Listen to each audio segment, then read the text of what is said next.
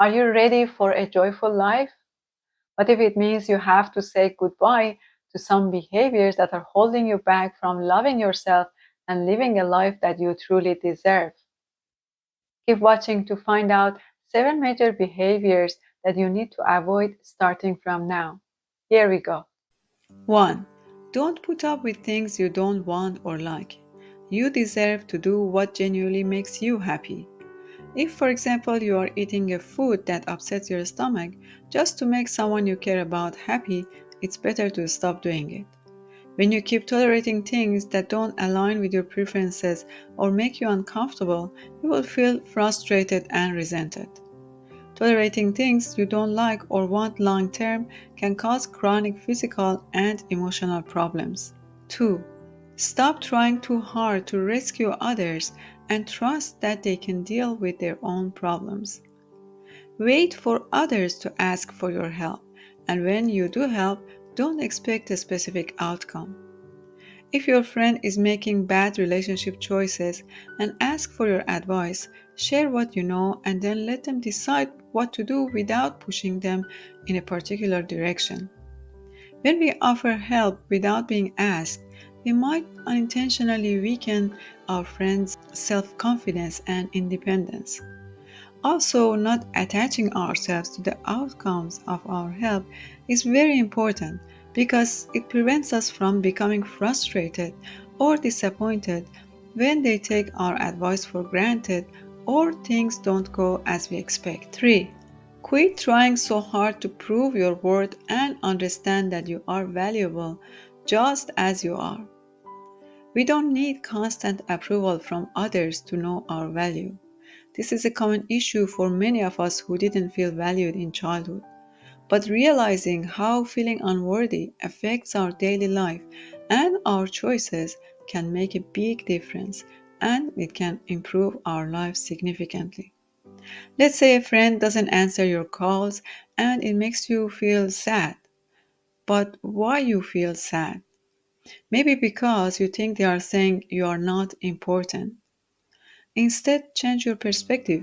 Maybe that is not really the message they want to give you, and maybe it is. Just remind yourself that you were valuable from the moment you were born, and that worthiness is something you will always have and no one can take away from you. 4. Stop living in reaction to others' negative behaviors and feeling you are a bad person because of your negative reactions. People's actions don't define our self worth, and our temporary inability not to react negatively doesn't mean we are bad. For example, if someone is rude to you, it doesn't mean you are not worthy of being treated nicely. Acknowledge to yourself their rudeness. Recognize how it makes you feel. Process those feelings, and then you can move forward. Learning how to stop reacting to negative behaviors can help us think highly of ourselves and improves our self-image significantly. Once I read a quote from a poet that went something like this: if a piece of rock breaks a golden dish, the dish is still made of gold. So always remember that you are like that golden dish and you're made of something precious, and no one can change that about you. No amount of rudeness, hurt, cruelty can change that about you and take that away from you. Even if you decide to remain in your negative reactions to other people's behavior, you are still made of that precious thing. If you need some help for managing emotional triggers, I have a video titled My Secret to Managing Emotional Triggers. I'll leave the link below in the comments. 5. Avoid betraying yourself by speaking negatively about yourself, whether it is in your thoughts or out loud.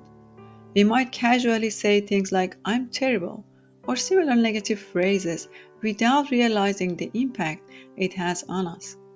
But these unkind comments can hurt us emotionally, even if we are not fully aware of it.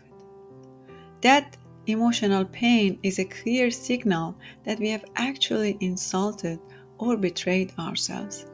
It is a reminder to be more mindful of how we speak to and about ourselves and to treat ourselves with the same kindness and respect that we treat others. 6. Stop saying yes when you really want to say no.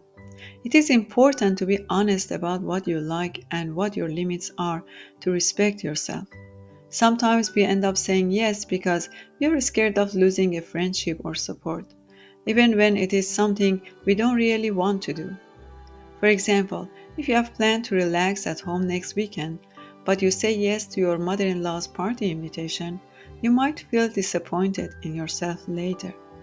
Saying yes in these situations create resentment and even anger toward others both during the event and after. 7. Let go of resentment when you have said yes in situations where you wanted to say no. When you really wanted to say no but ended up saying yes, it can create an unpleasant experience for both you and the people you are with. More important than that, if you keep prioritizing others over yourself by saying yes, you may feel stressed and finally burn out. Just by practicing saying no when we really want to say no, we can save ourselves from the burden of resentment, stress, and negativity. Taking the time to self reflect and recognize the behaviors that are not in alignment with self love is the most important part of healing. Our behaviors are a reflection of our relationship with ourselves. When we do things or have habits that are not in alignment with self love, we get caught up in a cycle of self doubt, negativity, and unhappiness. By recognizing these patterns of behavior and acknowledging the need for change, we start to paving the way for positive changes. The result of this self awareness is that we make choices that are more in alignment with self love. Self love brings higher self esteem and more strength in difficult situations and creates a joyful life for us. If you like this video, hit the like button and subscribe to my channels for more videos like this one. Thank you so much for watching. Until next time.